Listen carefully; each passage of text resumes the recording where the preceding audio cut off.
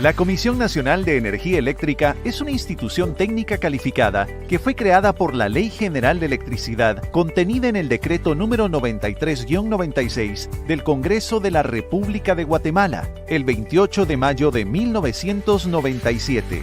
Es el órgano técnico del Ministerio de Energía y Minas. Cuenta con independencia funcional para el ejercicio de sus atribuciones y es el regulador de las actividades de generación, transmisión, comercialización y distribución del subsector eléctrico en Guatemala. Su misión es velar por el cumplimiento de la Ley General de Electricidad y su reglamento, regulando a favor de la eficiencia, estabilidad y sostenibilidad del subsector eléctrico en Guatemala, mientras que su visión es liderar el desarrollo del subsector eléctrico de Guatemala, propiciando un ambiente de competencia, eficiencia e inversión bajo los más altos estándares de calidad mundial.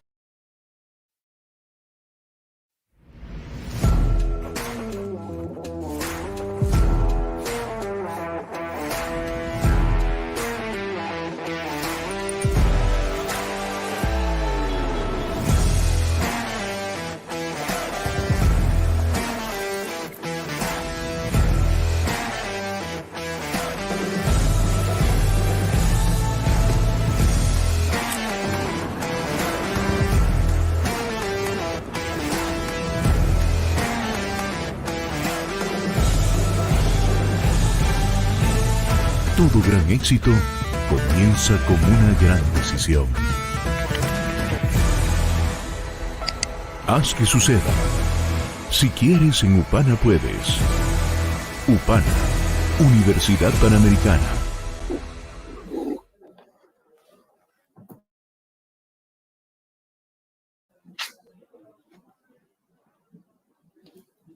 Muy buenas tardes a todos los que nos siguen a través de la plataforma de YouTube. Hoy, miércoles 30 de noviembre de 2022, les damos la bienvenida al primer conversatorio sobre cambio climático y energía eléctrica organizado en consorcio entre la Comisión Nacional de Energía Eléctrica de Guatemala y la Universidad Panamericana. Mi nombre es Angara Damuz. Soy la directora de la Escuela de Estudios Políticos y Relaciones Internacionales de la Universidad Panamericana y voy a estar a cargo de la conducción de este evento.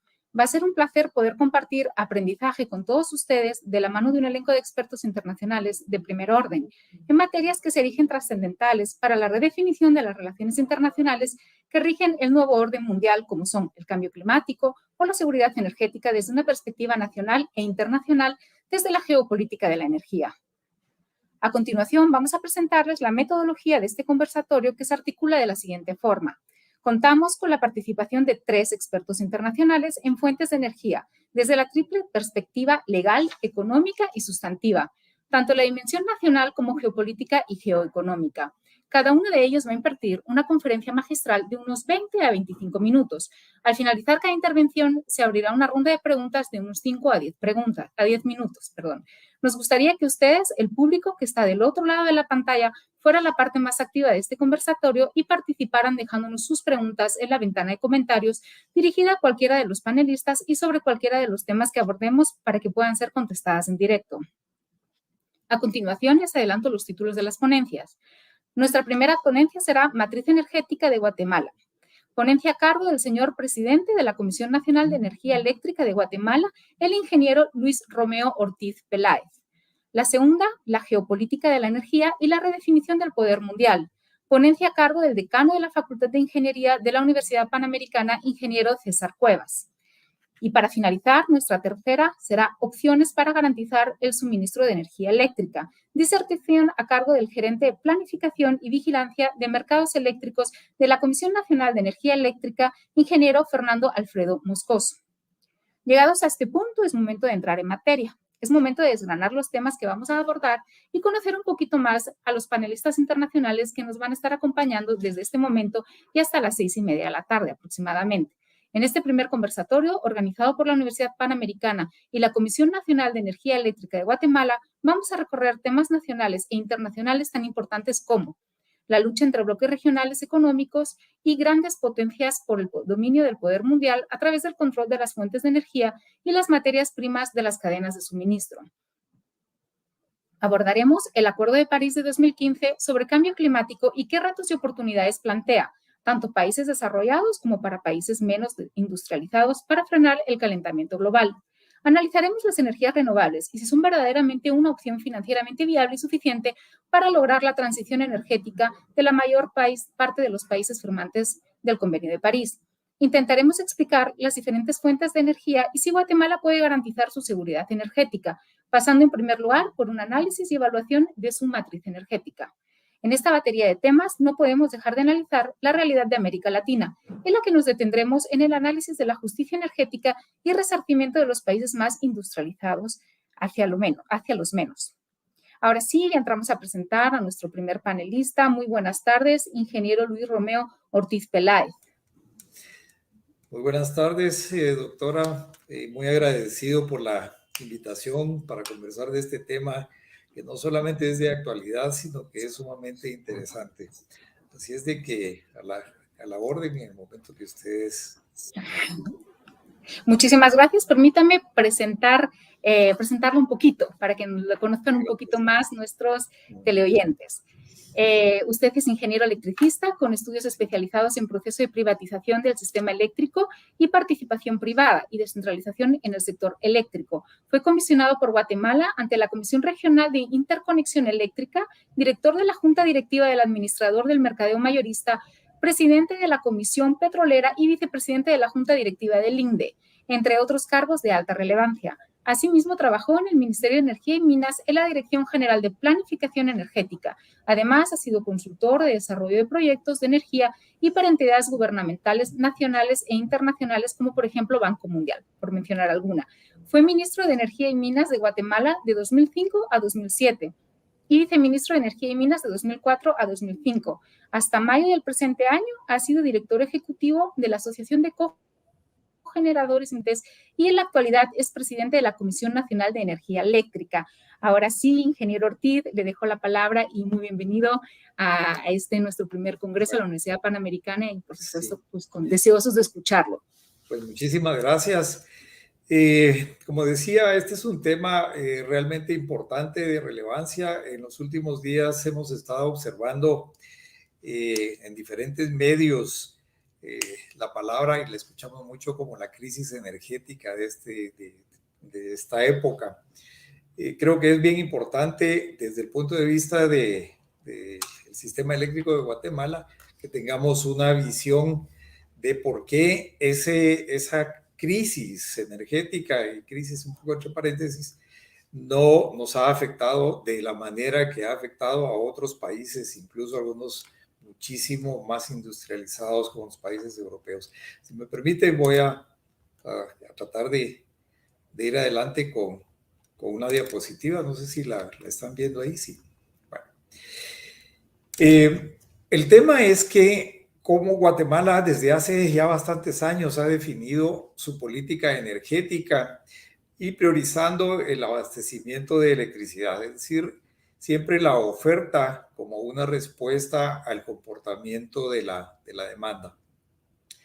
Pero muy claro el tema de que la energía es un motor de desarrollo integral del país, no solamente desde el punto de vista del confort en los hogares y de la necesidad para diferentes aplicaciones en el hogar, sino también como un promotor, la energía como una promotora de oportunidades de negocios y de crecimiento económico. Pero un tema importante, y espero poderlo explicar ahí, es cómo la diversificación de la matriz energética ha ido cambiando a lo largo del tiempo con una orientación hacia mayor uso de recursos renovables. Y dentro del esquema del sector eléctrico de Guatemala, cuando se hizo un cambio en la estructura del modelo económico que hay atrás del sector eléctrico, pues se trata de promover inversiones del sector privado, fomentando la eficiencia, no solamente a través de los precios competitivos, sino de la calidad del suministro. Estas gráficas, bueno, tratando de resumir un poquito, aquí hay bastante información. Quisiera comenzar por la que está en la parte superior del lado derecho y que es justamente la composición de la demanda de electricidad. Lo que vemos es que la parte que está en color azul fuerte en la base es la demanda de la electricidad de las distribuidoras, es decir, de los consumidores regulados. Pero la siguiente, que es sumamente importante, es cómo los grandes usuarios definidos dentro de la ley, los que tienen demandas mensuales superiores a los 100 kilovatios, han ido creciendo, y una de las cosas importantes es que el modelo privilegia la libertad. En la parte regulada, pues la comisión establece los precios vía unas tarifas con unos mecanismos que están definidos dentro de la ley y sus reglamentos. Pero esta otra porción del consumo libre, llamémosle los usuarios, los grandes usuarios, tienen absoluta libertad de contratación, bien sea con generadores o con algunas empresas comercializadoras, y fijar dentro de esa libertad las condiciones del suministro. Y la última parte que se ve ahí es que Guatemala desde hace algún tiempo se convirtió en un exportador de energía. Entonces, lo que uno ve ahí es que ya la energía no era solamente para como una materia prima o para cumplir con las necesidades de los hogares, sino que también un verdadero producto de negocio internacional. Y yéndonos a la curva a la gráfica que está al lado izquierdo, es un tema un poquito de ingeniería, pero son las curvas monótonas que relacionan el precio con la demanda de electricidad. Y lo que hay aquí en la base de esto es el número de horas que tiene el año, 8.760 horas. Y entonces vemos cómo se van acumulando tanto los precios en el mercado de oportunidad como la demanda. Entonces, aquí podemos ver en esta gráfica, que es una línea horizontal, es el promedio de los precios en el mercado del spot, y que claramente uno ve que han estado alrededor de $60 por megavatio hora, es decir, equivalente a 6 centavos por kilovatio hora. Pero el tema es que hay una comparación, un comportamiento de los precios que en algunos momentos llegan a ser cerca de $160, 16 centavos de dólar, y en algunos otros llegan a valores cercanos a los $20 por megavatio hora. Y esto vamos a ver un poquito más adelante, que tiene que ver con algunas características del suministro, que es la gráfica que está inmediatamente abajo. Y esto es la generación por tipo de tecnología desde el año 2001 hacia el año 2021, y vemos cómo ha ido en crecimiento la generación a partir de plantas hidroeléctricas. Y esto a su vez ha desplazado la operación de centrales de motores que utilizaban el búnker como combustible principal. Pero la siguiente porción de esta gráfica son turbinas de vapor que utilizan carbón mineral, que es un producto importado, para la generación de electricidad. Y aquí aparece algo que es sumamente importante, que también es parte de ese comportamiento de energías renovables. Esto es la biomasa. Resulta que Guatemala tiene una industria de azúcar sumamente fuerte, y uno de los subproductos precisamente es la biomasa. Entonces, los ingenios han hecho inversiones de gran magnitud para poder utilizar la biomasa para producir electricidad. Y luego lo que va en la envolvente, en esta parte de acá, ve uno que en realidad la energía eólica y solar es hasta el día de hoy bastante marginal. Sí hay un componente importante acá de una energía que se importa de México, que para efectos del análisis que pretendemos hacer sobre energías limpias, resulta que este es con producción de gas natural, que se produce a partir de gas natural de los Estados Unidos, con unas centrales generadoras instaladas en en México, en la frontera con Estados Unidos. Y luego la siguiente diapositiva es cómo ha sido el comportamiento del precio del spot. Y aquí es bien importante porque vemos como tres etapas muy claramente definidas. Una que comienza hacia el año 2000, digamos, con ciertos niveles de precios, pero que comienzan a incrementarse hasta llegar a unos valores de punta que después vuelven a caer y con una leve tendencia otra vez a incrementarse. Ahora, esta parte de acá tiene que ver con una característica importante y es la dependencia, vamos a ver una gráfica posterior, de los combustibles importados, especialmente el búnker. Y en esta parte de acá comenzamos a ver un comportamiento de crecimiento que también está relacionado con el incremento de los precios de los combustibles en los mercados internacionales. Ahora, esta gráfica es bien interesante y parece difícil de interpretar, pero a la larga creo que es sencilla y muy descriptiva.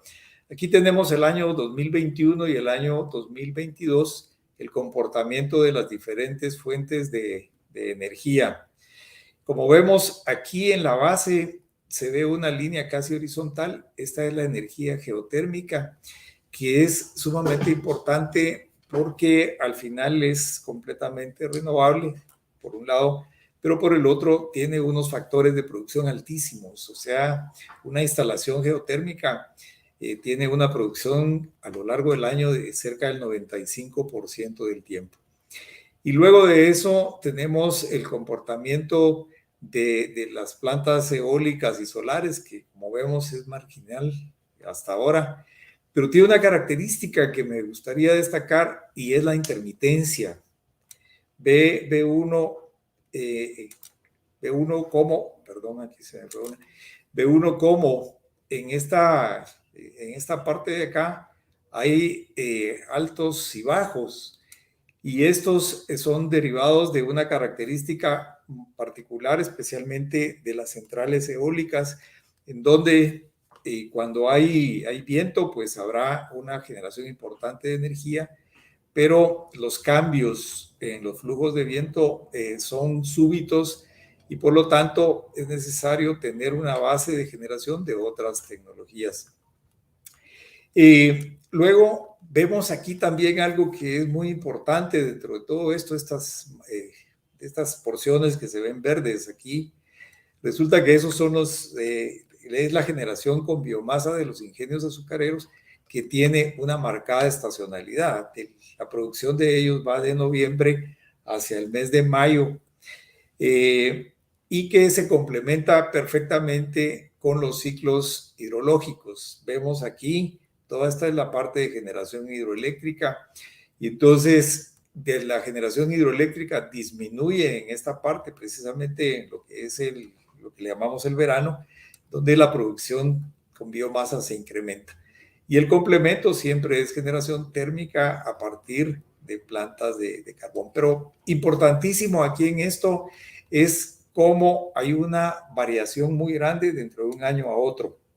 Estoy hablando de los años recientes. El año 2021, el volumen de energía hidroeléctrica que es cuando lo compara uno con el del año 2022, ve claramente que la generación hidroeléctrica del año 2022 fue muy superior a la del año 2021, pues por las condiciones climáticas que es de todos conocidos. Ahora, ¿cómo era en los años 2011, 2012? Lo que ve uno aquí, toda esta porción en rojo era generación térmica que venía de los motores que usaban búnker. La generación con carbón era relativamente pequeña, así también la generación con biomasa. Entonces, ahora, ¿qué es lo que ha pasado a lo largo de todos estos años? Y es parte de lo que mencionaba al principio de la política, cómo se ha ido orientando hacia incrementar toda la parte de la generación renovable y disminuir toda la porción o el componente de energía. Pero aquí aparece una cosa que es una característica, yo no lo quiero llamar problema, sino que es una característica muy técnica de las centrales renovables. Y es que tienen esa marcada estacionalidad y vemos que durante la época que comienza más o menos en enero hasta que comienzan las lluvias en mayo, en realidad la disponibilidad de energía firme es relativamente baja y se incrementa claramente hacia los meses donde hay mayor cantidad de lluvia. Ahora, ¿por qué es tan importante esto? Porque decía, más que un problema es que uno debe entender qué son las características propias de las tecnologías. Y ve uno en este pequeño cuadro, es un resumen de lo que nosotros tenemos instalado dentro de nuestro parque generador. Decimos, la geotermia tiene una capacidad de producción superior al 90%, pero claramente tiene un alto riesgo en la inversión en las etapas previas a la producción, porque hay que hacer exploración en el subsuelo y nunca está uno seguro de si va a poder encontrar el vapor necesario. Pero luego vemos tanto los motores como las calderas de vapor, en realidad dependen del suministro de combustibles y pues eso se puede asegurar. Lo que uno no tiene control son los precios. Y luego las hidroeléctricas con embalse. En Guatemala prácticamente hay una central hidroeléctrica con embalse, que es Chixoy, y tiene un factor de planta relativamente alto, digamos, en términos comparativos con las otras hidroeléctricas que son de pasada. Este 40% es referido al año, pero claramente se concentran en la época de lluvias y son bastante bajos esos factores en la época fuera de las lluvias. Y lo eólico y solar pueden ver ustedes que 30% y 22%. El gas natural tiene un comportamiento similar a la geotermia, pero también depende de los precios internacionales.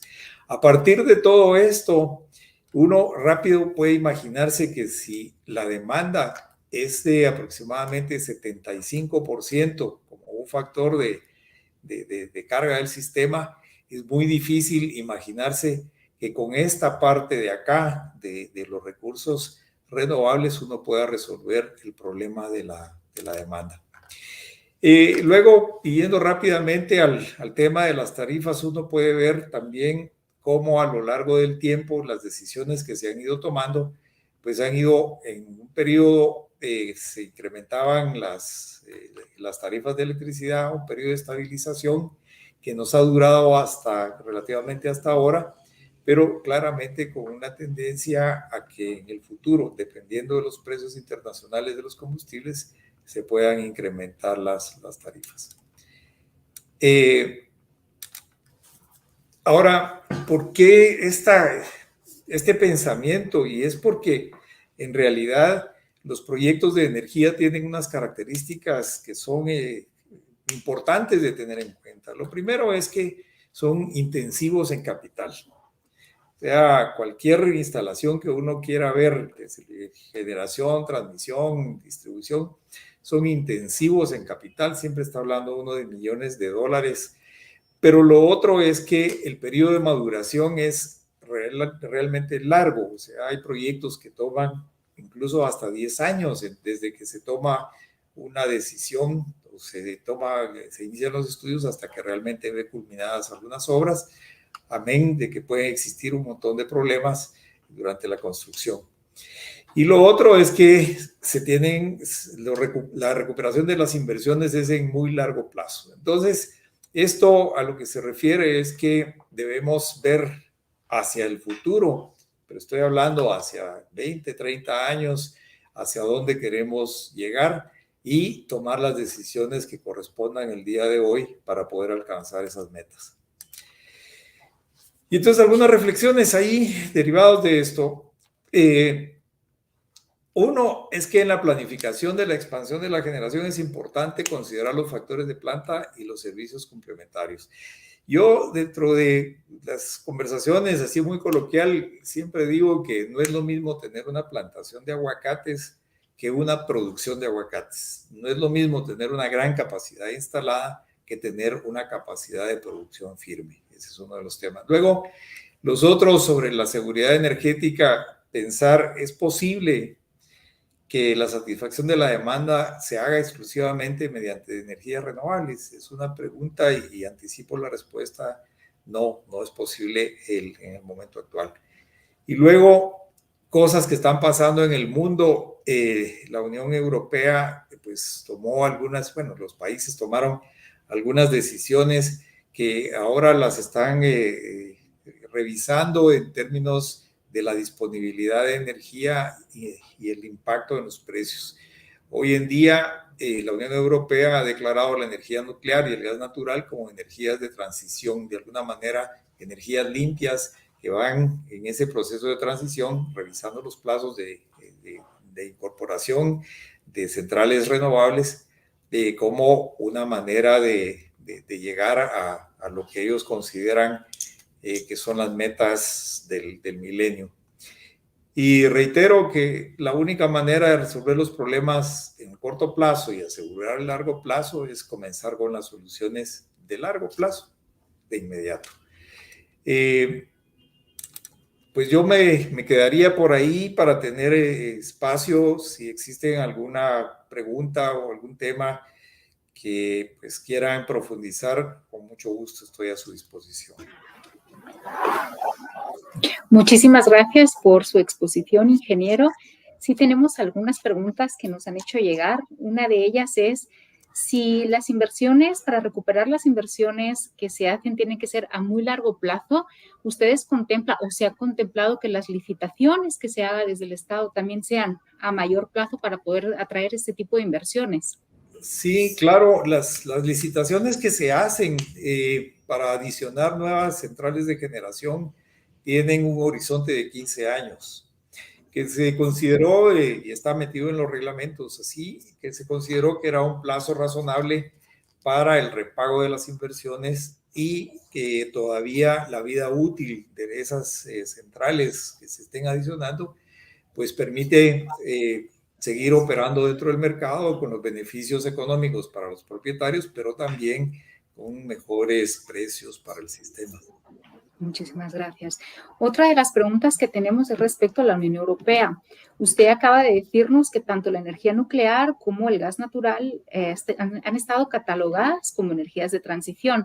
Sin embargo, existe también lo que el Acuerdo de París, con todo el tema de la transición energética. ¿Estamos hablando de una relajación del Acuerdo de París o estamos dentro todavía del marco regulatorio del Acuerdo de París? Bueno, obviamente mi opinión, que el Acuerdo de París puso unas metas que dejaron un poco de lado cuál era la velocidad de la transición, digamos, cuando se fijan metas el año 2030. Entonces se firman los compromisos y de repente comienza uno a enfrentar la triste realidad y que lo va conduciendo hacia reevaluar esos compromisos. Y lo ve uno, yo citaba a la Unión Europea porque es el caso más claro que uno puede ver. Los Estados Unidos, por ejemplo, que son otros que tienen visiones muy de largo plazo, no han sido tan agresivos en alcanzar esas metas. La Unión Europea sí impusieron una serie de condiciones, metieron un montón de subsidios al desarrollo de fuentes renovables, y de pronto se dieron cuenta que no era suficiente para satisfacer la demanda. Equivocadamente, creo que se asocia el problema de la Unión Europea con la invasión de los rusos, pero en realidad cuando uno ve las decisiones que están impactando el día de hoy fueron tomadas ya bastantes años, digamos el año 2008 en España, 2010, 11 en Alemania, después del tema de Fukushima.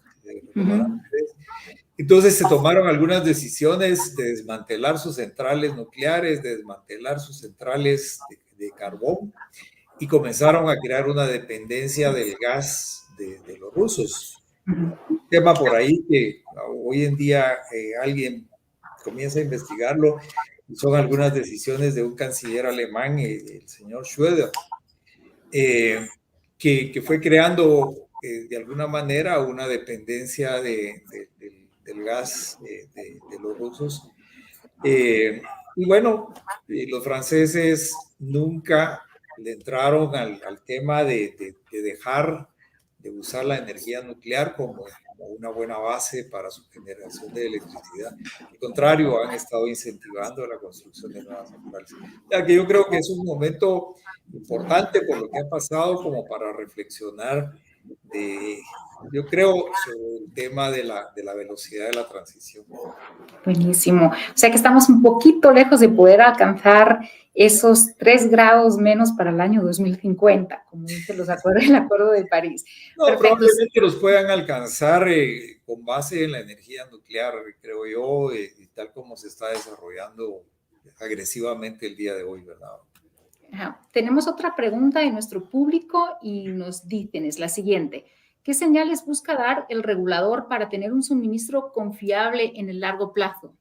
Sí, bueno, hay varias señales ahí. Una es que está metida dentro de la propia ley y que no es realmente una señal que da el regulador, sino que está metida dentro de la ley, y es la libertad.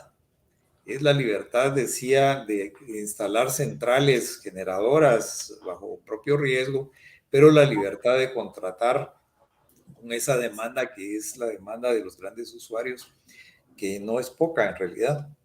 Entonces, ¿qué permite vía por acuerdos privados ver en horizontes de inversión de largo plazo? Pero lo otro que sí es una tarea nuestra y es ir acompañando el crecimiento de la demanda de electricidad con nuevas centrales y, como decía en una de las diapositivas, con una orientación hacia energías mucho más limpias. Que hoy por hoy, tengo que decirlo, Guatemala tiene una matriz energética de cerca del 80% de producción de energías limpias, y la meta es llegar al 85%. Sí, sin duda es una matriz energética muy exitosa, podríamos decir una de las más exitosas probablemente del mundo. Otra de las preguntas que tenemos, perdón, ingeniero, usando un poquito de todo su conocimiento, ¿cómo compara los impactos de las externalidades, nos ponen eventos energéticos mundiales, en Guatemala con respecto a los países vecinos?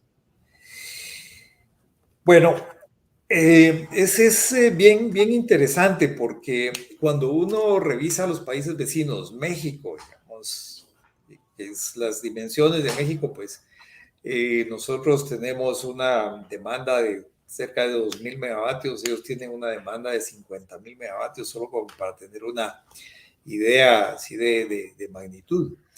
Pero resulta que nosotros tenemos, desde que se promulgó la ley, tenemos 25 años de una estabilidad legislativa y regulatoria más bien, y con las señales económicas y con un respeto absoluto de contratos, de acuerdos y de todo lo que son las regulaciones.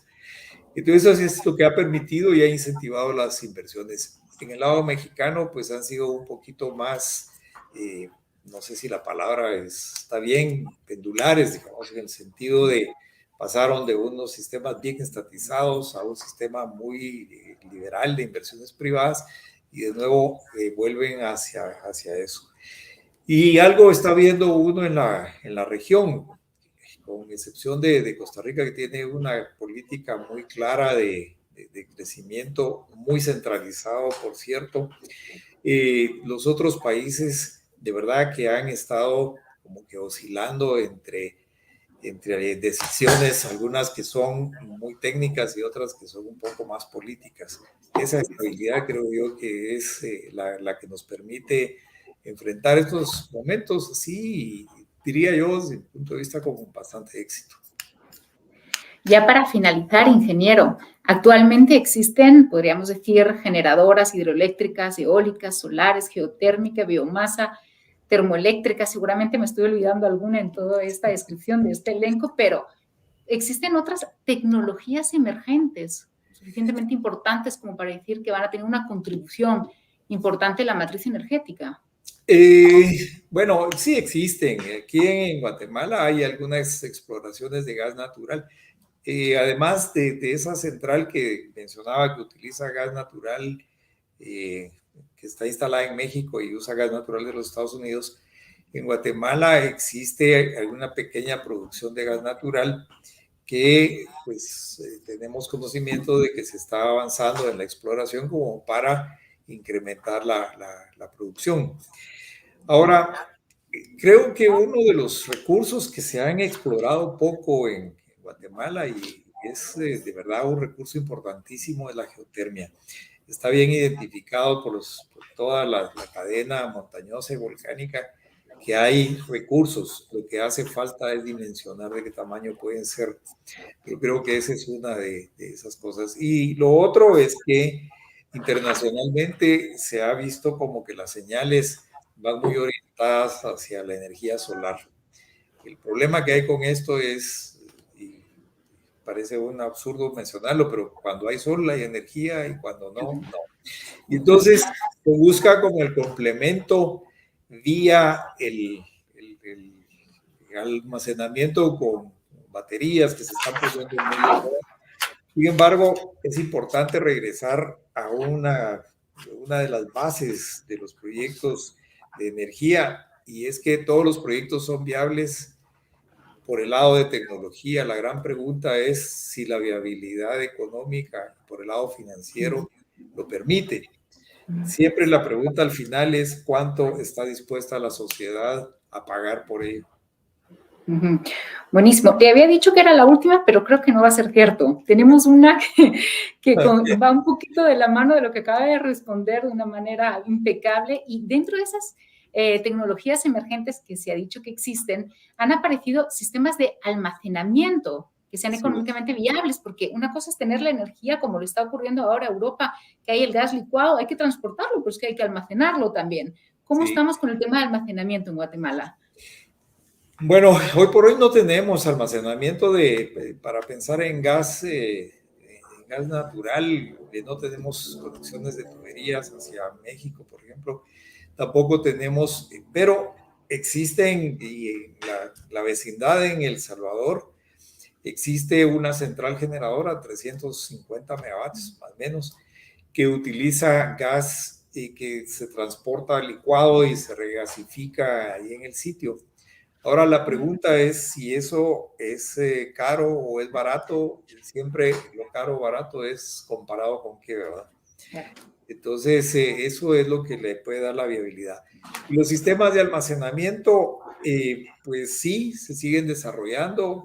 Mi opinión es que están como que el uso más inmediato es para resolver algunos problemas que son eléctricos, o algunas condiciones más bien, ¿no? Problemas eléctricas de la red que tienen que ver con las reservas instantáneas.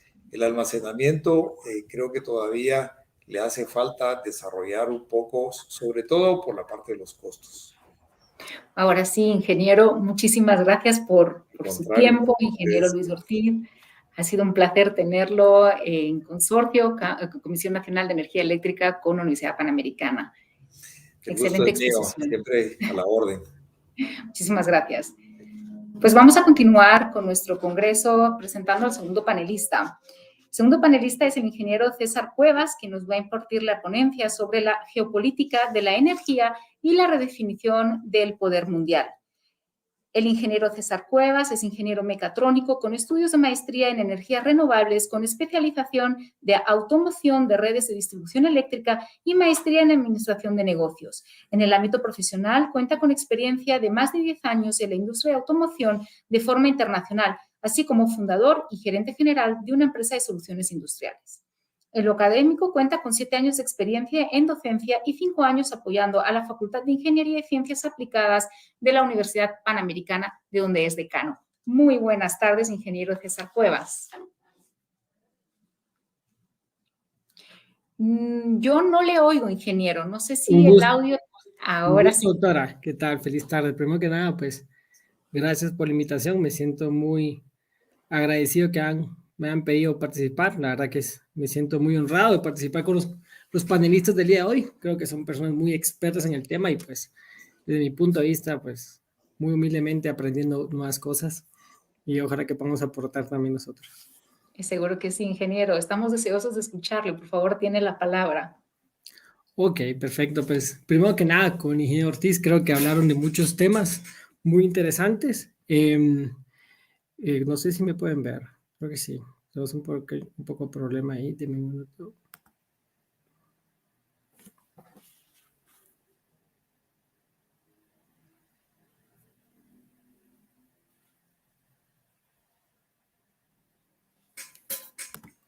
Ahora, Ok.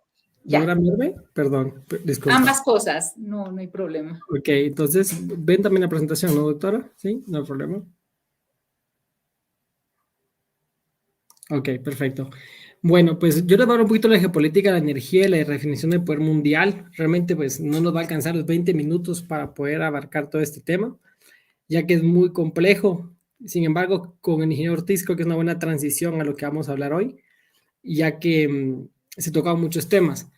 Vamos a empezar con yo soy muy de datos y un poquito para tener un poquito de contexto en cómo estamos parados, para los que pues están empezando en este tema, ¿no? Entonces, pues vamos a avanzar. Siguiente slide. Vamos a ver aquí. Vamos a empezar con lo más común, que es esta gráfica al día de hoy. Nosotros la proyectamos a los 25 años.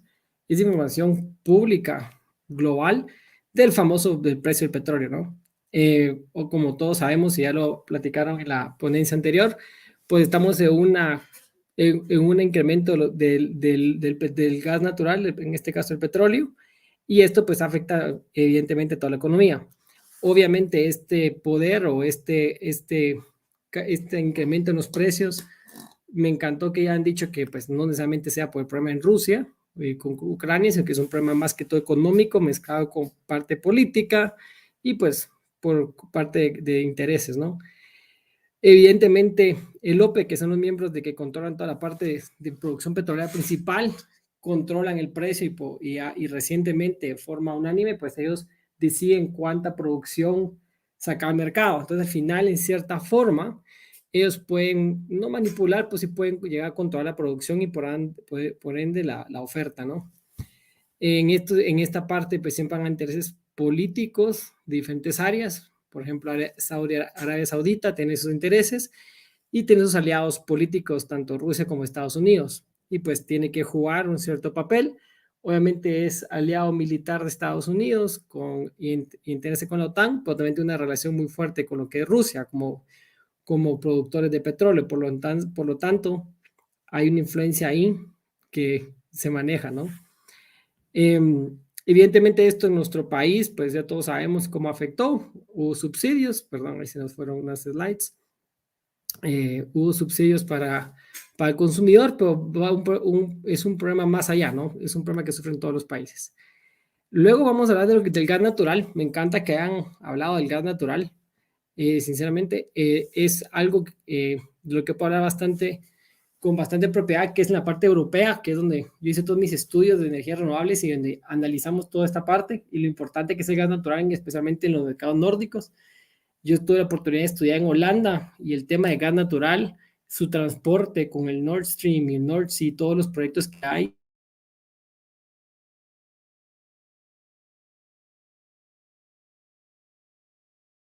Todos los expertos diferentes debilidades por temas de políticas públicas.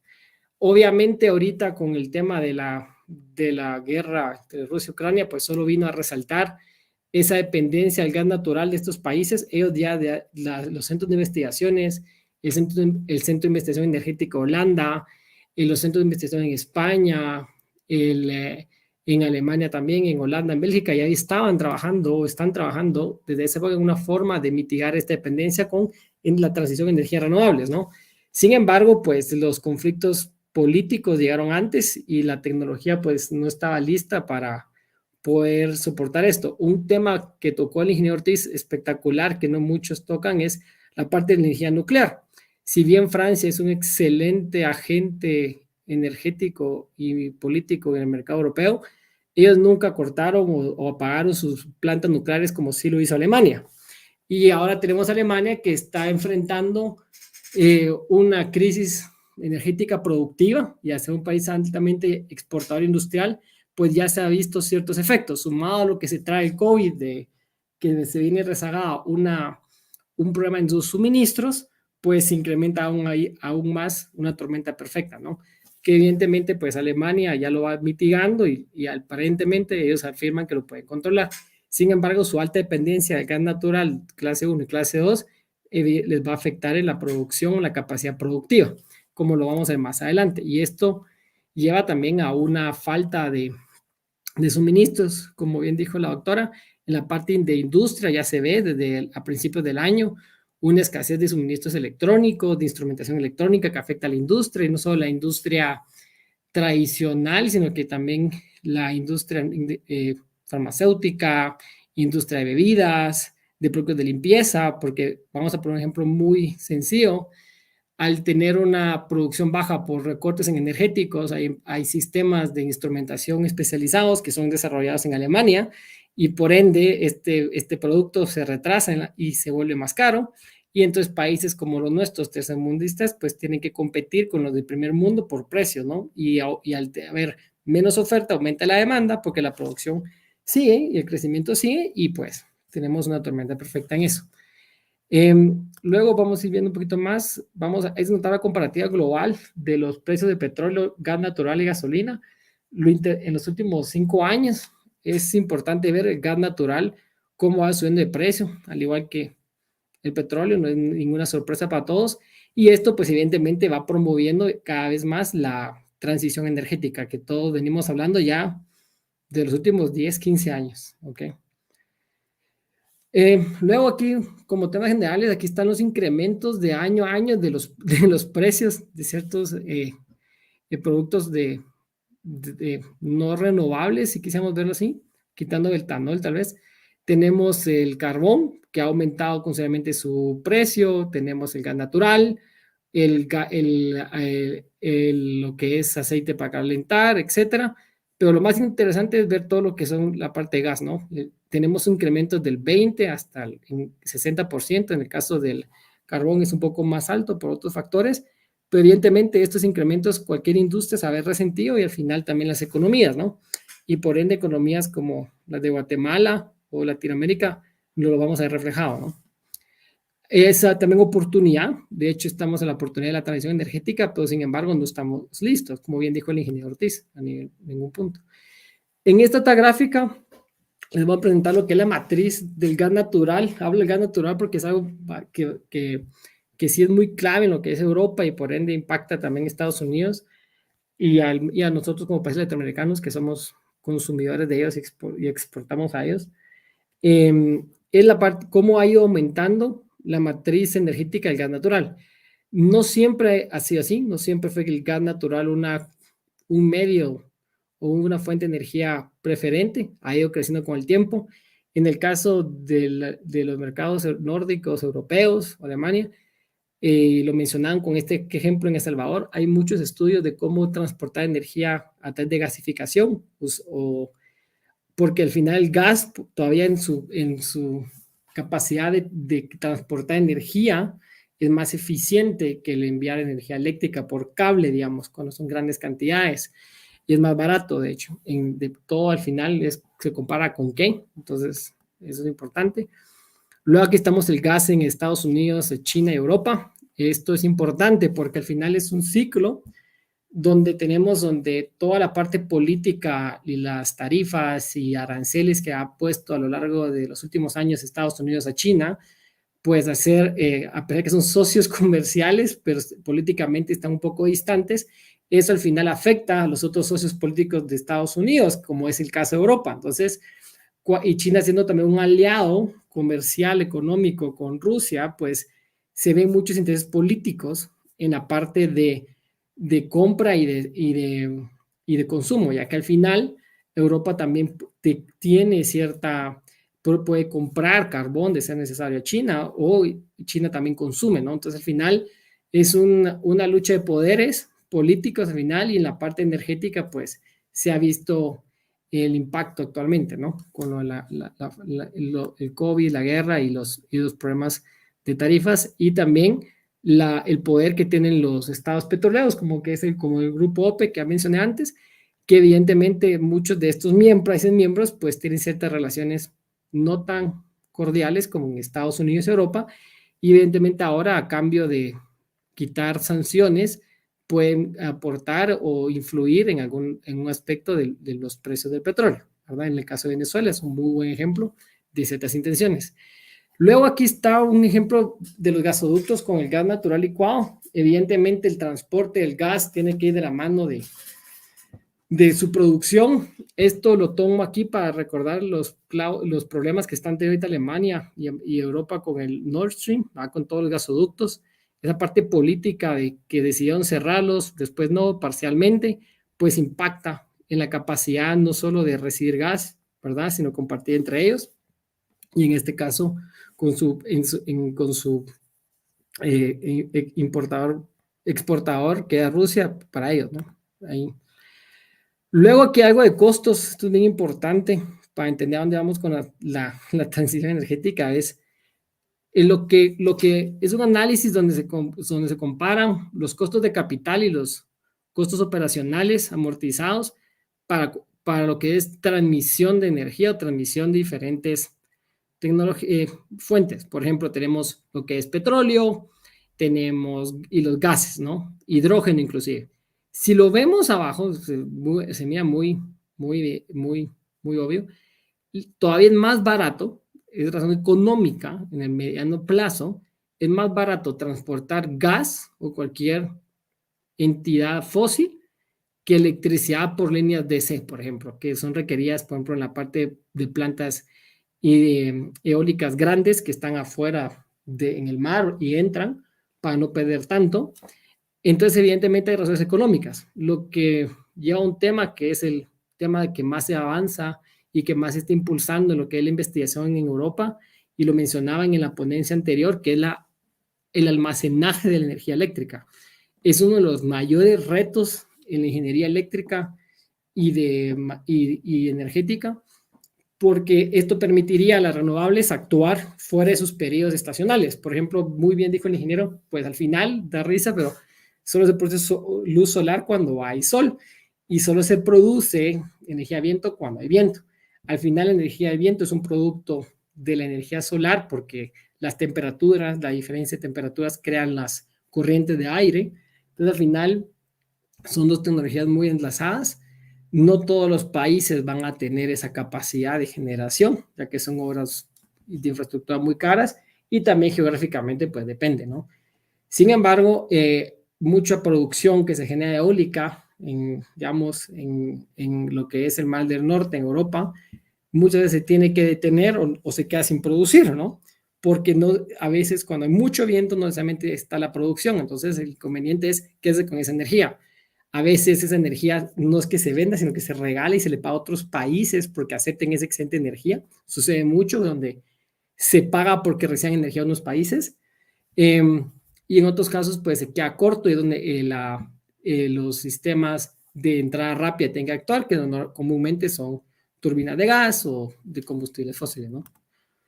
En este caso, pues vamos a poner otra parte de la presentación aquí. Lo que es el hidrógeno, ese es un tema que ha perdido un poco tal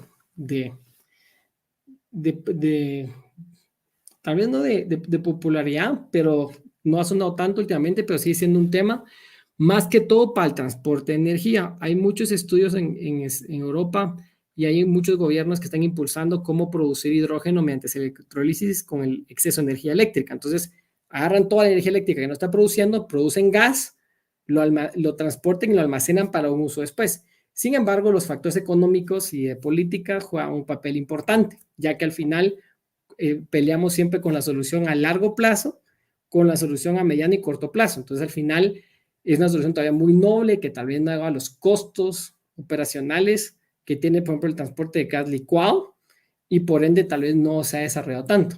Entonces, ahí es donde tenemos esa parte donde si no hay una infraestructura de políticas fuerte de los países, a pesar de que Europa es muy fuerte en eso, pues no se va a cumplir. Sin embargo, en los últimos años y en los últimos 2 años, a raíz del COVID y el problema de lo que hace el famoso conflicto con Ucrania y Rusia, Europa ha tenido que hacer no una pausa, pero una relajación en sus políticas y apostarle por energías de transición que no necesariamente antes sean consideradas renovables, sino que ahora son neutras, se llama. Está mucho el famoso energías neutras, ¿verdad? Que sean, hay mucha investigación en combustibles sintéticos, en que todo sea carbon neutral, con tal de ya ir haciendo esa transición, pero sin descuidar la producción, ¿no? La economía. Aquí tenemos el ejemplo de hidrógeno, por ejemplo, de cómo se podría transportar. Esto lo propongo porque es uno de los temas que, bueno, por experiencia propia se ha investigado bastante. Sin embargo, todavía está en no una etapa que se pueda ya implementar en todos los países.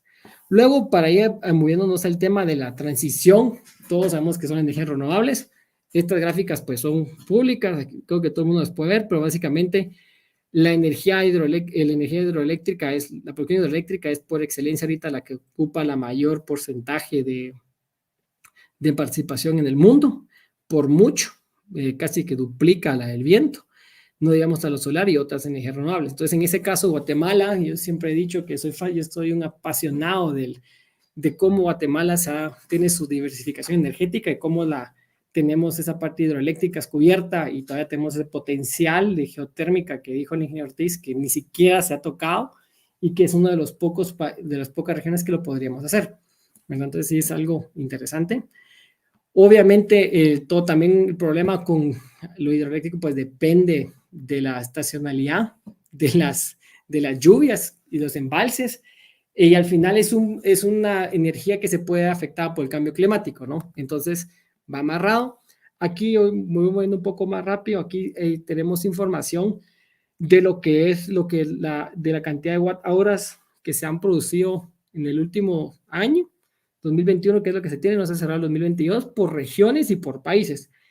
Evidentemente se ve que Asia y China dominan todo, no solo el sector energético no renovable, sino que también renovable por excelencia. También ellos son por excelencia los productores de paneles solares, de soluciones y componentes de hidroeléctricas y parques eólicos.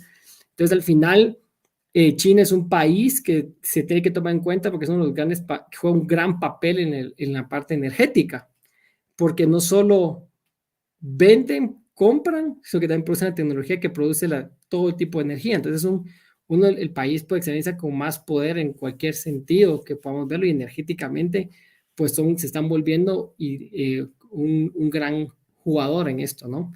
Porque influyen al final en tanto la parte renovable como no renovable.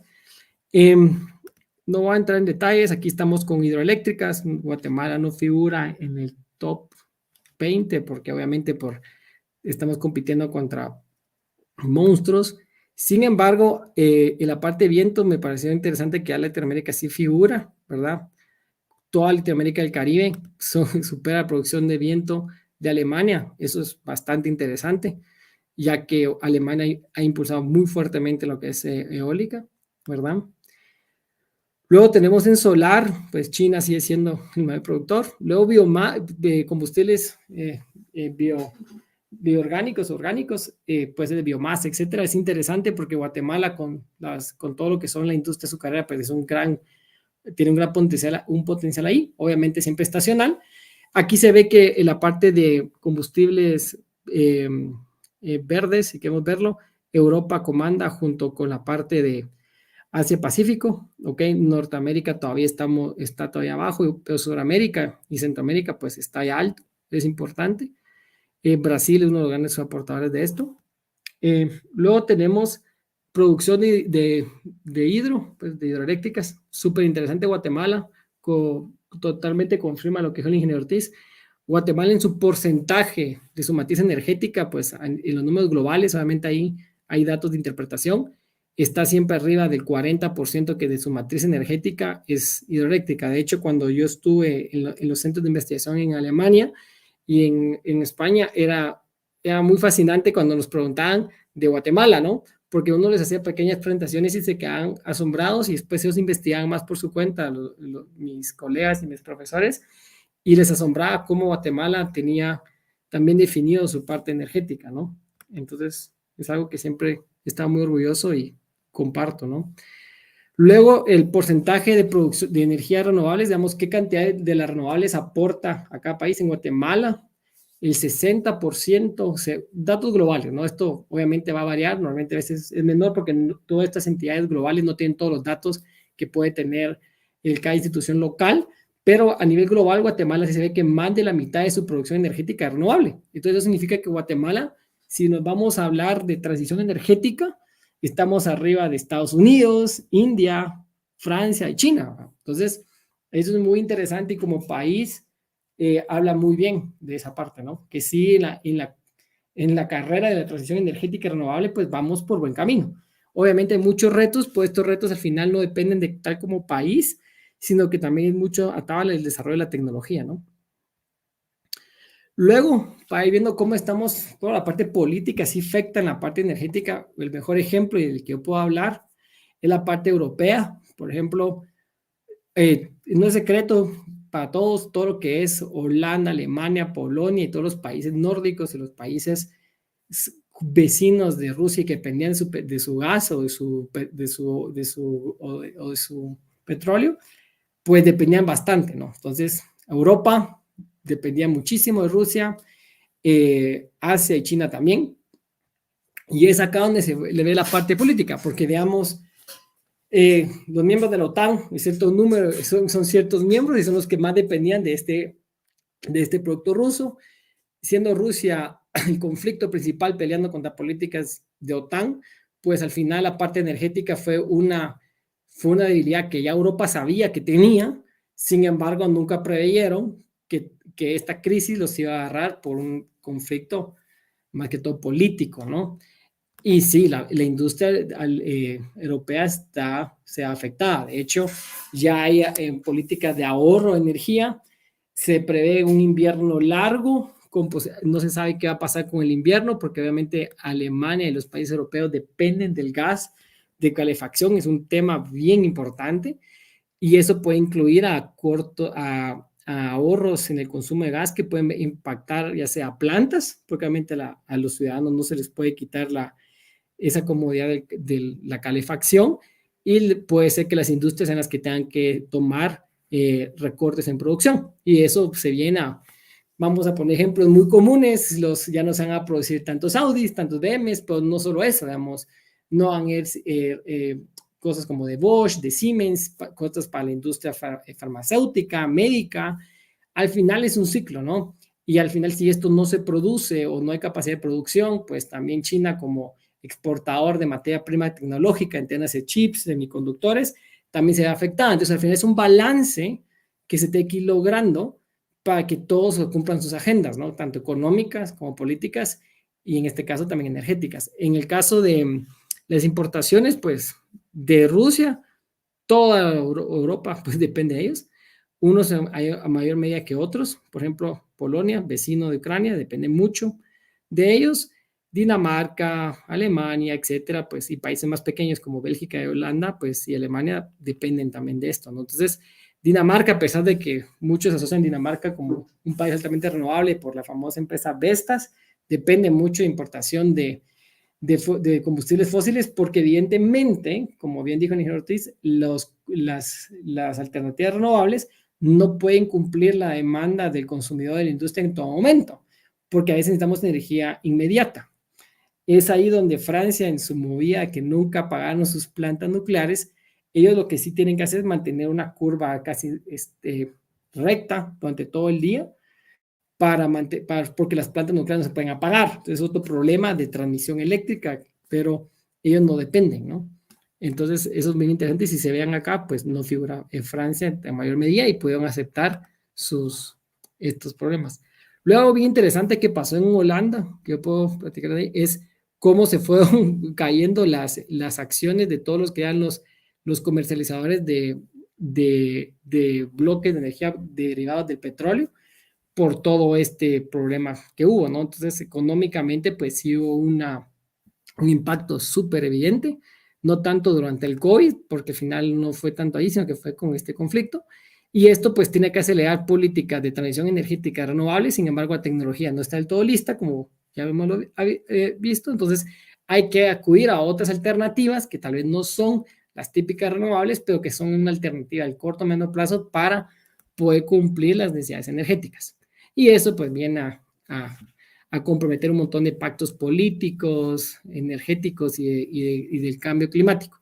Por último, aquí les voy a enseñar, por ejemplo, en el caso de Noruega, todo lo que han tenido que, digamos, hay un montón de proyecciones donde evidentemente la capacidad de almacenaje que tiene la Unión Europea y otros países para aguantar el déficit de importación de gas por ejemplo de Rusia no les va a alcanzar, ¿verdad? O van a tener por ciertos momentos déficits y ya ellos tienen que actuar en lo que es el resto del año y para el otro año, cómo cubrirlos.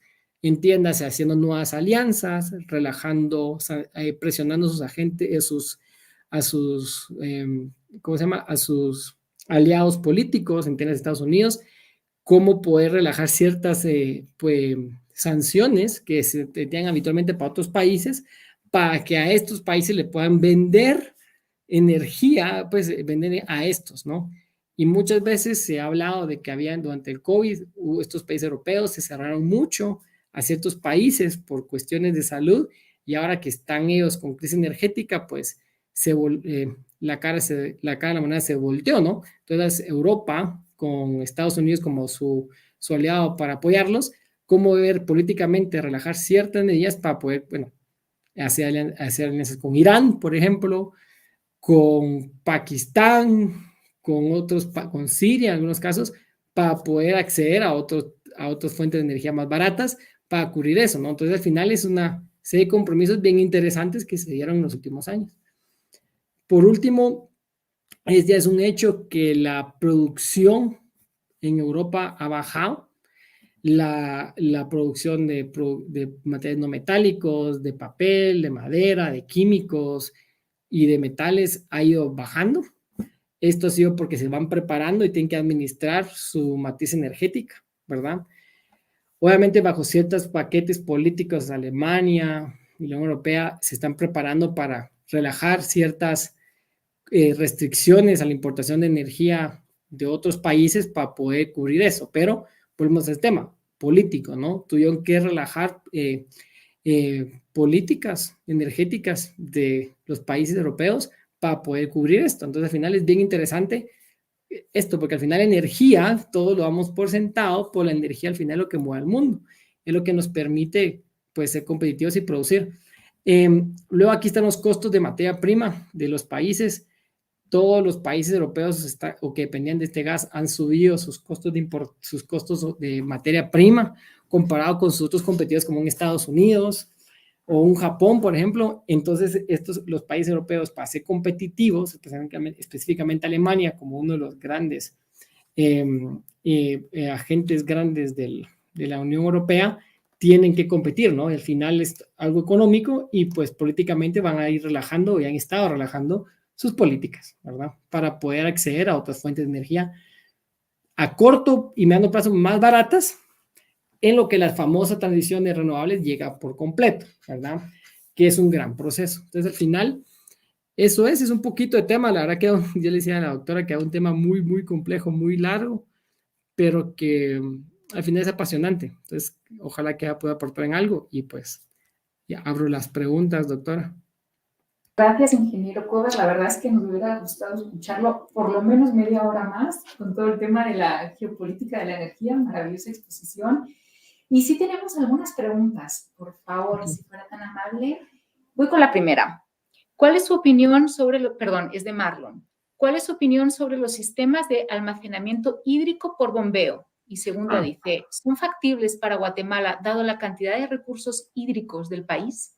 Bueno, es una excelente pregunta, una pregunta muy típica inicial de lo que es el almacenaje energético, porque al final recordemos que va a ser un poquito técnico ahí, el almacenaje es energía potencial, se llama, si elevamos el agua, X cantidad de metros, pues eso es energía que se está guardando. Lo que aquí propone Marlon, y hay muchos estudios, se han hecho en la India, específicamente hay muchos casos de éxito, igual que en Asia, donde se utiliza lo que son energía solar ¿ok? Para bombear agua a embalses, ¿no? Entonces, una forma de almacenamiento. Entonces, el excedente de energía solar, cuando nadie necesita energía, lo utilizamos para mover y transportar agua de un lugar bajo a uno más alto, para que cuando haya demanda de energía, lo utilicemos. Pero esto requiere una gran inversión. Entiéndase, un embalse, movimientos de agua y también una parte social, ¿no? Porque de hecho, yo recibí un curso en su momento donde a mí me enseñaron cómo defender un proyecto hídrico para hacer lo que sea renovable y desde un punto de vista que no es renovable, por el impacto ambiental. Entonces, la parte de bombeo, pues técnicamente sí es posible desde el punto de vista energético. De costos, siempre va a depender del contexto, ¿no? Pero sí, es algo interesante, es la energía solar la que se pone como ejemplo, o eólica, que cuando no estoy usando lo va a poner en baterías que se degradan, pues subir el agua, ¿no? Pero hay que tener un embalse. Sí, es un concepto. ¿No? Obviamente no la misma cantidad de energía se pierde, ¿no? Hay una eficiencia ahí que no se tiene. Muchísimas gracias. Vamos con una segunda pregunta. Nos dicen que en el año 2020 tenemos el COVID-19, la COVID-19 que frena la economía global, mundial, ¿verdad? Además, pues un año y medio después se produce la guerra de Ucrania. Lo primero, freno de la economía, y lo segundo, tenemos las crisis de los suministros, crisis sobre todo en materia de energía. Precisamente estos países desarrollados, competitivos, que en el año 2015 de alguna manera incitaron, ¿verdad?, que se firmaran estos acuerdos de París que superaran el protocolo de Kioto, ya no solamente a los países desarrollados, estaban obligados a cumplir con esa transición energética para el cambio climático, sino también aquellos países poco industrializados que de alguna manera pues quedaban en desventaja por no haberlo hecho anteriormente. Estamos viendo que como que todas las tornas están cambiando. Estos países desarrollados que decimos que siempre enarbolan la bandera de derechos humanos, etcétera, vimos cómo hace 2 meses la presidenta de la Comisión de la Unión Europea se va a firmar un acuerdo de energía con Kazajstán, país que es de la ex República Socialista Soviética y que además vulnera todos los derechos humanos y fundamentales habidos y por haber. Nosotros conozcamos. Claro. Asimismo, conocemos la noticia recientísima, de que Alemania firma con Qatar, que es país que en 2019 había abandonado la OPEP. Entonces, realmente la competitividad, y cuando ellos están viendo, los países desarrollados, que están entrando en una crisis de competitividad, en una crisis energética muy importante, porque Europa, como usted muy bien lo ha dicho, tiene de todo, Audis y todo, pero está seca, no tiene demasiado recurso natural en su subsuelo. Entonces, realmente estamos viendo una tendencia de estos países a redefinir sus relaciones internacionales con otros países que tenían altamente sancionados por necesidad de recursos naturales. Sí, totalmente, porque al final necesidad hay por parte económica. Al final es la economía mueve los países. Entonces, al final, un país europeo, antes de su agenda política social correcta, por decirlo, tiene que velar por su desarrollo económico, ¿no? Y su crecimiento como industrias. Entonces, tiene que proteger a sus empresas, a su población, y al final, pues, si no lo protegen, los políticos van a quedar sin apoyo. Eso es como que, entonces, al final, que vimos, y lo vimos en Alemania, por ejemplo, pues, si los políticos querían mantenerse en el poder con sus agendas, tienen que dar un compromiso y garantizar su industria, que es una industria fuertísima, que se mantenga competitiva contra inclusive aliados de ellos, como es competitiva contra Estados Unidos, competitivas contra China. Entonces, entiéndase la parte de fabricación de automóviles, por ejemplo. Esa industria es muy fuerte. La parte de manufactura de automatización industrial es fuertísima. Entonces, son países que sí, quitando los temas como del cotidianos, como la calefacción, la energía para las personas, ¿verdad? Que eso, pues, tienen que cumplir. Entonces, al final, sí, tuvo que haber una relajación, no relajación, pero un repensamiento en la estrategia, porque les voy a poner un ejemplo. Cuando yo estuve haciendo estudios en el CIRSE, en Zaragoza, en el Centro de Investigación de Energía Solar y Eólica, ya la investigación de movilidad eléctrica ya estaba. Había una cantidad de estudios, sin embargo, la tecnología de los carros o la penetración de los vehículos eléctricos no había alcanzado porque no habían políticas económicas o incentivos que lo hicieran. Entiéndase, por ejemplo, en Guatemala, un carro eléctrico, ahorita vamos a ver más carros eléctricos, ¿por qué?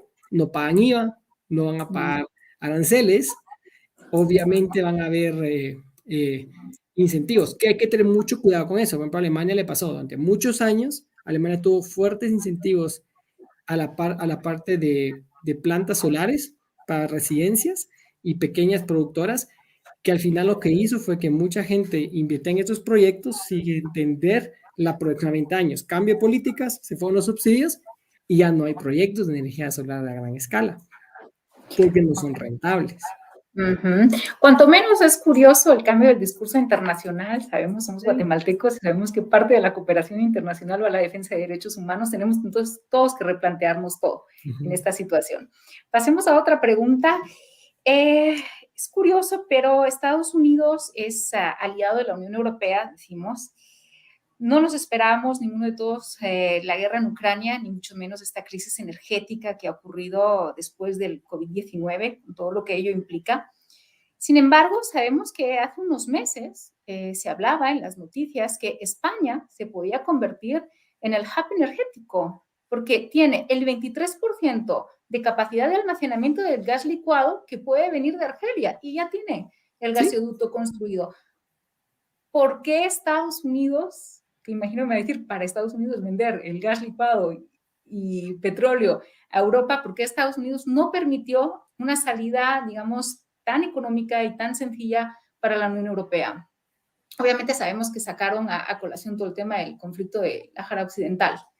Sí, al final es los intereses, ¿no? Por ejemplo, Estados Unidos con los últimos años, con todas sus reservas que tuvieron de fracking, pues ellos tienen una gran reserva de gas ahorita, ¿no? Entonces, eso es mucho poder, ¿no? Aparte, pues, al ser el que dirige uno de los líderes de la OTAN y con todo esto, pues, y militarmente, la OTAN no puede quedarse sin ese apoyo o respaldo americano. Entonces, hay muchas partes que van jugando, ¿no? Lo que dijo de España sí es cierto, de hecho sí es en los estudios, hay mucha documentación académica ahorita que lo pueden buscar, ya lo mencionan, de hecho sí es algo que va a pasar, España sí puede ser uno de los agentes para importar gas, porque el problema que tiene Europa no solo es política de importación, sino que es la capacidad de los puertos para recibir este gas. Entonces no tienen todos los países esa capacidad instalada, y España sí está saliendo como un ente que puede cumplir este trabajo, pero también tiene que mantener contentos a sus, digamos, miembros de la Unión y aliados políticos, pero ya es un tema que a veces sale un poco, ¿no? Pues que es muy importante, que esto es tan grande, doctora, que nos da tiempo para hablar de todo. Hay mucha parte económica, hay mucha parte política, bastante, y al final la técnica es la última que al final tocamos y que es la que puede dictar si al final es factible o no, pero si no hay la parte económica no se alinea con la parte política, pues no va a pasar lo técnico tampoco, ¿verdad? Hemos hablado de Estados Unidos, hemos hablado de Europa, pasemos por China para finalizar. Okay. China, yo no sé si es porque son tan estrategas que tienen sus planes quinquenales que van ejecutando sin cambiar realmente el partido que tienen desde hace más de unos 70 años, 73 años exactamente. Pero si usted se ha fijado, la nueva ruta de la seda del año 2013, que de alguna manera presentó el presidente Xi Jinping, está pasando por lugares, por continentes poco desarrollados, como pueden ser África, donde ya empezaron incluso a invertir en los años 2000, garantizando sus inversiones, ojo, esto es muy importante, con recursos naturales. Es decir, si el país de turno, porque se hacía a través de acuerdos bilaterales, mucho más sencillo la ejecución que los multilaterales, si el país de turno de África no podía pagar el crédito para esas inversiones, entonces se quedaba garantizado con los recursos naturales. Entonces, ¿qué opinión le merece China en la incursión en América Latina con todas las inversiones que está haciendo? ¿Puede tener detrás un interés en nuestros recursos naturales? Totalmente, totalmente. China tiene que garantizar su energía de todo punto de vista para mantener su competitividad productiva. Entonces, China, si nosotros vemos las gráficas globales, así cualquier gráfica que ustedes vean, vamos a ir de la parte energética. Renovable y no renovable son los líderes en inversión, en capacidad instalada, no necesariamente en su país, como usted bien dijo, no necesariamente en su país, pero lo tienen, ¿no? Entonces, al final, ellos lo que están cubriendo es esa capacidad energética, ellos aliados, que le permitan ser siempre el número uno y tener esa posición económica que tienen, ¿no? Porque es la potencia económica por excelencia. Y eso es lo que os tienen que cuidar. Ahora que sí, para finalizar, nos entró una última pregunta de Vanderlei XS. ¿Qué opinión tienes sobre la producción de gas sintético a partir de la gasificación por plasma? ¿Se podría considerar una buena opción para implementar en Guatemala? Y con esta pregunta finalizamos. Pues muy buena pregunta, Evangelio, se nota que está bastante informado y que está muy al orden del día. Por la parte de combustibles sintéticos, es un tema bastante emergente, yo diría, y yo me atrevo a decir ahí con la humildad y con el cariño que tengo a mi país, no somos un país que estamos todavía listos en la parte técnica para incursionar en esto. No se debe malinterpretar como investigación o aparte académica, una universidad o entidades privadas lo puedan ir trabajando, pero sinceramente yo le veo más potencial a Guatemala, como bien dijo el ingeniero Ortiz, a lo que es térmico, totalmente. Digamos, la geotermia en Guatemala no se ha tocado para nada. Yo sí vería con mejores ojos que los recursos para generación de recursos innovadores se vaya para esa parte, porque al final ya entre el 40 y el 60% de nuestra capacidad de energía está cubierta por renovables, o una forma. Siempre va a haber un porcentaje que va a ser imposible cubrirlo con renovables por la capacidad de respuesta inmediata. Es otro tema que más técnico, que lo mencionó un poquito el ingeniero Ortiz. Entonces, al final, lo único que nos queda es tratar de llegar a ese como 80%, si queremos verlo así, o 90%, idealmente, con energías renovables. Térmico lo veo, y producirlo y exportarlo, pero invertir más en esto de sintéticos, pues creo que hay otros países que lo están haciendo. Como un dato curioso, pues el otro año, por ejemplo, es un apasionado de la Fórmula 1, por ejemplo, va a ser por una de las políticas de la FIA, es que todas las competencias de automovilismo van a tener que tener gas sintético. Vamos a ir viendo, pero estamos empezando en esas áreas. ¿Cuánto va a costar? Si ahorita el combustible como está es muy caro y está con subsidios, países como los nuestros, ¿qué capacidad vamos a tener para, pues, cuánto va a costar, no? Económicamente, técnicamente no lo veo algo muy factible para nuestro país en el mediano o corto plazo. Otros países están en otra posición. Gracias. Pues muchísimas gracias, ingeniero César Cueva, decano de Ingeniería de la Universidad Panamericana. Ha sido un gustazo escucharlo y como le he dicho, le he expresado anteriormente, creo que todos hemos aprendido muchísimo de geopolítica de la energía. Gracias. Okay, gracias, doctor. Se cuida. Damos paso con nuestro tercer y último panelista. Él es el ingeniero Fernando Alfredo Moscoso, quien nos va a presentar la ponencia sobre opciones para garantizar el suministro de energía. Es ingeniero mecánico electricista, profesional con más de 19 años de experiencia en el subsector eléctrico guatemalteco. En la actualidad desempeña el cargo de gerente de planificación y vigilancia de mercados eléctricos en la Comisión Nacional y de la Energía Eléctrica de Guatemala y es profesor titular de la Escuela de Ingeniería Mecánica Eléctrica de la Universidad de San Carlos desde hace más de 16 años. Muy buenas tardes, señor Moscoso. Muy buenas tardes, muy interesantes los detalles y todo lo que se refiere al acontecer mundial. De hecho, pues tal como lo dijo el presidente de la comisión, hay cosas que en nuestras latitudes afectan y parte de eso pues tiene que ver con lo que yo quiero expresarles. Les voy a hablar de una parte aburrida y diría que los elementos para el suministro de energía eléctrica desde el punto de vista económico, y siempre la discusión está alrededor de qué es largo y de qué es corto plazo, ¿verdad? Y pues como lo hemos visto en la información que ya se ha esbozado anteriormente, pues en el caso de Guatemala, incluyendo los elementos colaterales que puedan haber de los vecinos, pues se han tomado una serie de decisiones que básicamente se han encuadrado en lo que pues presento en esta filmina. Es importante, digamos, determinar que el corto y el largo plazo no se refieren a periodos definidos, de tiempo definidos. sino pues al tiempo necesario para adaptarse a las nuevas condiciones de producción. Y es importante decir que pues el corto plazo es el tiempo durante el cual algunos insumos no pueden alterarse sin variar sustancialmente el costo por unidad producida. Pero también en el largo plazo, pues todos los elementos de la producción son variables. Ya les voy a presentar una forma ilustrativa para poder llegar a esto. Y tal vez voy a cerrar en el último bullet, la diferencia entre el corto y largo plazo está dada precisamente por la restricción de los insumos. Entonces, todos conocemos la matriz energética de Guatemala, este PAI que se presenta en todos lados, muy importante, nos da mucha información. En algunos casos, pues se presenta en un diagrama de barras, otros en PAI, una secuencia. Y tomemos en cuenta que este que vemos aquí en la presentación, pues se refiere al año 2021. Esta es la composición de la producción de Guatemala en el año 2021. Es la suma de la producción de todos y cada uno de los recursos agrupados en los colores que ustedes miran.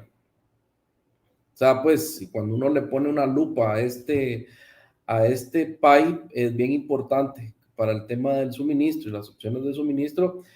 Y me gusta relacionarlo y voy a innovar sobre eso, pues relacionarlo con la paradoja del cuadrado perdido. Digamos, en ingeniería, básicamente, digamos, es bien interesante ver el efecto. Y entonces aquí la pregunta para la audiencia, yo se las voy a responder, es ¿cuántos lados tiene la figura? Bueno, dirán, es un triángulo. ¿Cuál es el mensaje que quiero mandar, digamos, con esto? Y es que esta figura tiene 4 lados y no 3. La figura, precisamente el cuadrado perdido es una ilusión geométrica y tiene que ver con cambiar el orden de las figuras geométricas. Si ustedes se van más al detalle y empiezan a hacer un poco más de ingeniería, hacer un poco más de cálculo en este asunto, se darán cuenta que la pendiente del triángulo rojo es diferente a la pendiente del triángulo celeste. Y eso es lo que hace que exista esa área adicional a la hora de cambiar la posición. Pues lo mismo pasa cuando uno está tomando decisiones de largo plazo para poderlas ilustrar, y un poco lo que mencionaba anteriormente en la filmina anterior.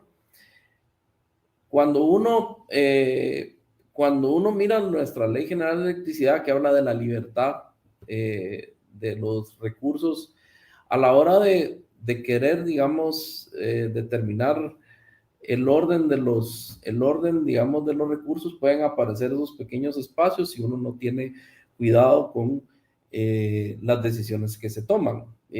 Tomemos en cuenta que hay 3 factores que tenemos que llenar la curva, tenemos que garantizar las inversiones, hacer inversiones nuevas, pero tercero también, pues, un poco qué es lo que la sociedad está dispuesto a pagar.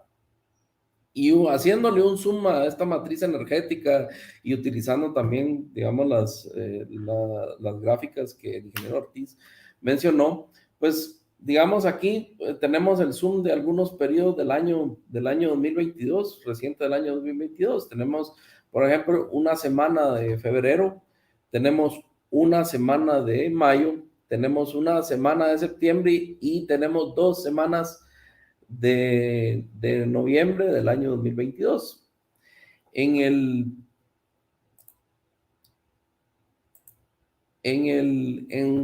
esta gráfica, pues básicamente lo que miramos es lo más importante del verano visto en una semana. Este es domingo, lunes, martes, miércoles, jueves, viernes, sábado. Y vemos, digamos, que la curva negra básicamente es la demanda nacional. Y las áreas básicamente es la producción de energía. Vemos una componente importante de la biomasa en la época de zafra, una componente importante del carbón en el verano, una componente no tan importante como la podemos ver en el invierno de la hidroeléctrica, y pues vemos que, y no quiero que se entienda que eso es lo que se exporta, pero la diferencia en las áreas con respecto a la demanda básicamente es lo que Guatemala exporta, digamos, en total. Que esta es una época bien marcada en Guatemala. Ahora miremos lo mismo, solo que para el mes de mayo, en la parte de la transición, o sea, verano-invierno, o sea, todavía no ha empezado el invierno, pero el recurso biomasa empieza a disminuir, digamos, tal y como lo vemos en este caso, pues tenemos una componente importante del carbón que sigue estando como parte de nuestra matriz. Tenemos la parte, digamos, hidroeléctrica, que incluso en este mes, pues fue relativamente menor que para el periodo de febrero. Tenemos una componente importante de los recursos importados, esto principalmente, digamos, es la energía que viene a través de la interconexión con México, gas natural y algunos otros recursos de quienes en libertad, digamos, hacen transacciones, digamos, de importación hacia Guatemala. Tenemos también una parte importante que en este año fue bien importante, digamos, en este caso, también importación desde el mercado eléctrico regional, y tenemos aquí aparece finalmente, digamos, el recurso búnker que terminó de hacer el cierre de la curva de demanda. Aquí es importante mencionar que a diferencia, digamos, de esta semana, pues la generación no sobrepasa la demanda, ¿verdad? O por lo menos es marginal a la hora de ver la dimensión de la gráfica. Entonces, básicamente, eso es lo que sirvió para poder suministrar la energía. Ahora vayámonos al caso, el caso renovable. Digamos, la semana del 25 de septiembre al 1 de octubre, pues vemos una componente bien importante de la generación hidroeléctrica. O sea, básicamente aquí se está utilizando toda la potencia disponible. Hay una cantidad importante por el régimen de lluvia. Vemos aquí que básicamente casi desapareció el carbón en esta época. Pues básicamente no hay generación, no hay generación a través de biomasa, pues no es la época de la zafra, pero también tenemos recursos importados desde la interconexión Guatemala-México principalmente, y en todos vemos en la parte amarilla básicamente sería el sol y lo celeste sería la parte eólica. Y aquí ahora vemos la transición invierno-verano. O sea, recordemos pues, y todos se habrán dado cuenta que, por ejemplo, en estas épocas del año, en esta época del año ha sido un año muy diferente a los anteriores, pues hemos tenido lluvia también, digamos, en estos días, cuando normalmente ya no existe por la forma, el tema del clima. Pero, digamos, aquí es bien importante el hecho de que en la transición invierno-verano, pues, digamos, empieza nuevamente el recurso biomasa a ingresar. Todavía tenemos una componente importante de agua.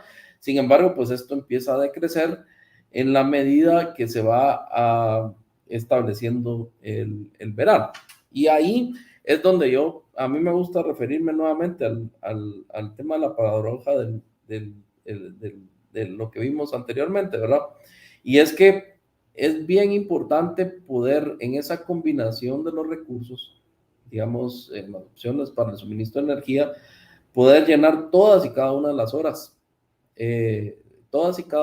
horas, a la hora de poder tomar decisiones, digamos, de largo plazo. Ahora, agarremos estas mismas gráficas, estas matrices que son horarias para una semana, y comparémosla con lo que teníamos más o menos hace 10 años.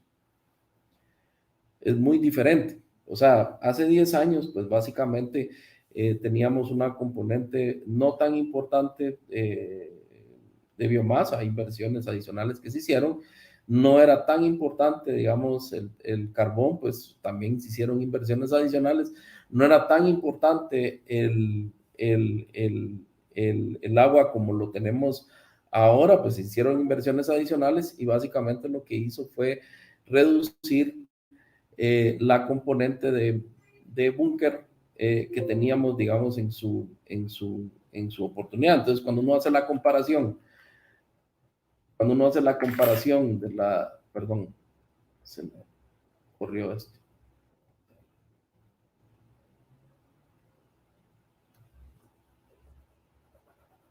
Tuve un inconveniente aquí, se quedó frisado.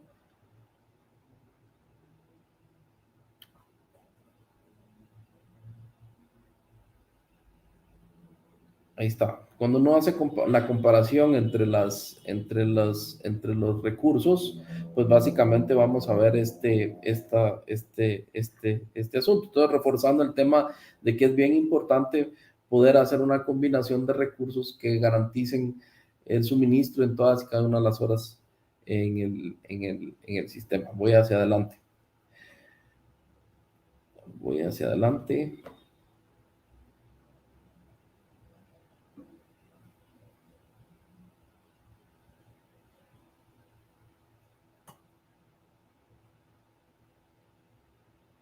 Ok. Esta curva de duración de la demanda es del año 2021. Aquí básicamente pues se recogen todas y cada una de las horas, todas y cada una de las horas del año 2021, alineada por los recursos, ordenada básicamente, digamos, por la demanda local. La curva amarilla básicamente es la demanda local. Aquí vamos a tener la hora de máxima demanda de todo el año 2021, y en este otro extremo vamos a tener la hora de mínima demanda, la mínima demanda de todo el año 2021. Entonces, obsérvense que cuando se ordenan los datos en esa manera, pues sí tenemos una variabilidad importante, digamos, de los recursos, tanto, digamos, del recurso hidroeléctrico como los recursos renovables. Y básicamente voy a mencionar que entre el color anaranjado, el color rojo, el color anaranjado, el color rojo y el color azul oscuro que ustedes miran, digamos, en la presentación, pues es el que toma todas las diferencias de lo que tienen básicamente, digamos, los recursos renovables. Por ahí hemos hablado del 75% del factor de carga del sistema. Pues básicamente para que la audiencia pueda determinar cómo se calcula el 74% del factor de carga de la demanda, pues sería como hacer un cuadrado, un rectángulo, digamos, que tendría, digamos, un lado de esta magnitud y se iría, digamos, alrededor de todo esto. Entonces, el área dentro del cuadrado que está por debajo de la línea amarilla, pues básicamente sería el 74% del área, de ese cuadrado. Ahora, el reto es llenar con recursos disponibles esa curva, digamos, por la línea amarilla, que tengan características de firmeza y que tengan características o sus características sea que la sociedad los pueda pagar. Y ahí es donde entra, digamos, el reto en función de, por ejemplo, la disponibilidad de los recursos autóctonos. En este caso, pues el agua es uno de nuestros recursos autóctonos, el sol también, el aire y algunos otros, por ejemplo, los desarrollos de gas natural que están en exploración. Todo lo demás, digamos, básicamente en energías primarias son recursos importados. Pero también hay que tener cuidado con dejar el espacio que hablaba, digamos, en la paradoja que les mostré, ¿verdad? Porque a la hora de hacer la combinación pueden quedar esos espacios, pero también pueden sobrar espacios. Entonces, el problema es que cuando falta, es que alguien no tiene electricidad. Pero el problema es que el que sobra, pues todos los que tienen electricidad tienen que pagar ese sobrante. Entonces, básicamente eso es. Ahora, ese 74% que tenemos de la curva de demanda no es algo que haya sido estático. Y quisiera pasar a la siguiente gráfica. Ustedes pueden observar aquí la misma curva de duración que vimos en la anterior, la María, solo que ahora la tenemos aquí arriba. Oh.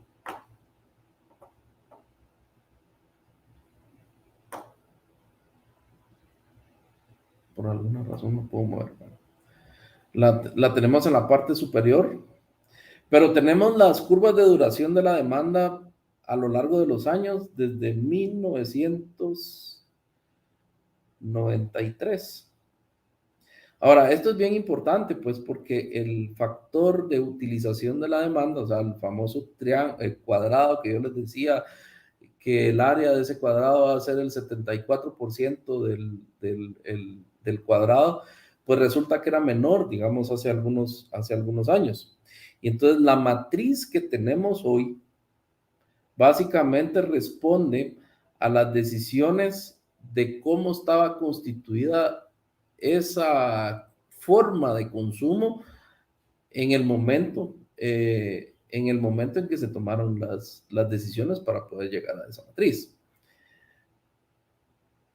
En el momento en que estamos hoy, tenemos ese 74%, pero digamos la aspiración, el buen manejo, nuestra ley general de electricidad, nuestro mercado eléctrico nacional está dando señales, digamos, a que a eso pueda, digamos, llegar a tener factores de carga mayores. Y eso nos obliga a poder tener decisiones, el tema de las opciones de suministro o una variable adicional, digamos, para poder tener esas nuevas opciones para el suministro de energía. De hecho, pues esas opciones se tienen que evaluar en esta cadena de decisiones.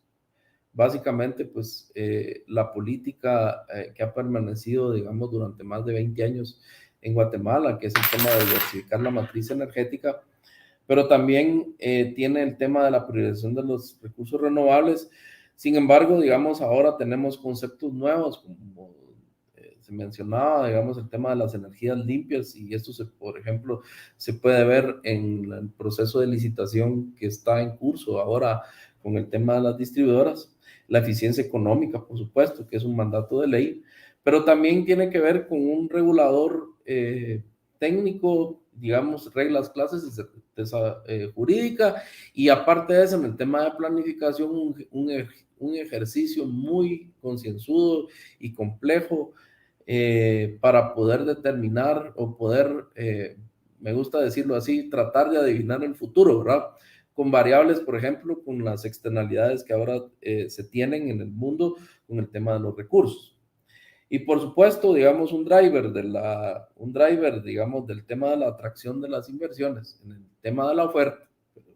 Recordemos que no solo estamos hablando de oferta, sino también, digamos, del tema de la demanda, porque ese 74% de factor de carga, pues también se ha conformado por señales de precio que se han dado en su oportunidad, donde pues alguien toma decisión de hacer inversión, no de oferta, sino de demanda, para producir bienes y servicios. Finalmente, digamos, tal vez para cerrar mi exposición, pues uno de los grandes retos es encontrar el óptimo en la matriz energética, que obviamente depende de la disponibilidad de las fuentes de energía primaria en nuestras latitudes. Eso es bien importante porque, pues digamos, las opciones tradicionales para el suministro de electricidad, digamos, están planteadas, se mencionaron en este foro, aunque pues no están excluidas otras opciones, digamos, de suministro de electricidad, por supuesto, que en función de las señales económicas, pues sean competitivas con las que se puedan plantear. Las características propias de cada tecnología, la clave de estabilidad en el largo plazo y un precio estable de electricidad está en la habilidad de conjugar las compras de energía primaria, la inversión y la eficiencia económica. Yo me quedaría ahí y quedo abierto, digamos, a las preguntas que puedan haber. Moscoso. Sí tenemos un par de preguntas, pero de alguna manera han quedado, aunque sean parcialmente, respuestas. Yo no sé si usted quisiera ampliarlas un poquito más. Se las lanzo. La primera es, ¿cuáles serán las opciones viables para garantizar el suministro de energía en el futuro? Bueno, dije ya los recursos autóctonos, ¿verdad? Digamos, pues tenemos sol, tenemos viento.